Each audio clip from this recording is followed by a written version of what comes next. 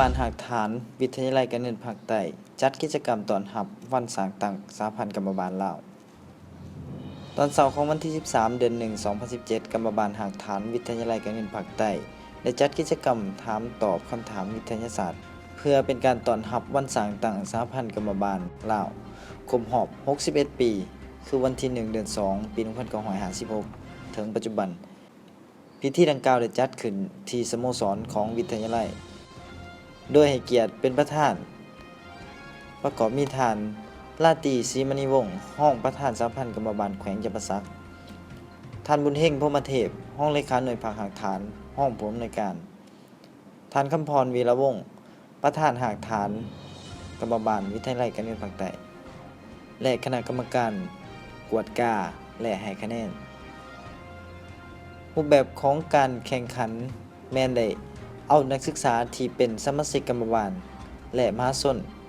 จากแต่ละห้องเรียนจัดเป็นทีมซึ่งรวมมี 43 ทีมโดยให้คณะประธานเป็นผู้จับสลากเอาคำถามให้แก่ผู้เข้าแข่งขันตอบมีอยู่20คำถามจาก50คำถามซึ่งผลการแข่งขันสามารถสรุปผลได้ดังนี้ชนะเลิศได้แก่ทีมห้อง 2/11 การเงินได้รับรางวัลเงินสด 500,000 กีบห้องชนะเลิศได้แก่ทีมห้อง 3/18 ได้รับรางวัลเงินสด 400,000 กีบและที่ 3 ได้แก่ทีมห้อง 3/3 การเงินได้รับรางวัลเงินสด 300,000 กีบและส่วนที่เหลือแมนได้รับรางวัลชมเชยซึ่งเป็นอุปกรณ์การศึกษาในตอนท้ายพิธีท่านห้องประธานสหพันธ์กรรมบาลแขวงจำปาสักได้ให้เกียรติโอล่มและให้คำคิดเห็นต่อพิธีดังกล่าวซึ่งท่านก็ได้แสดงความยอมยอชมเชยและให้ความสำคัญต่อกิจกรรมดังกล่าว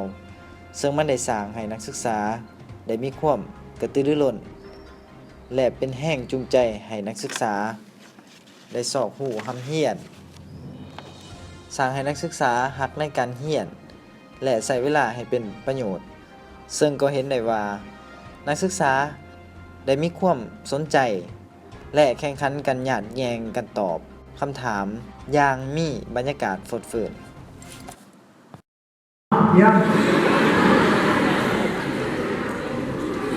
ประเทศลาวเขาเป็นสมาชิกอาเซียน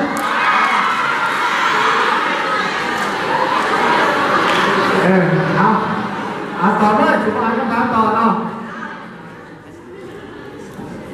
ที่3 เดือน7 1991เป็นคำตอบที่ถูกต้องเนาะ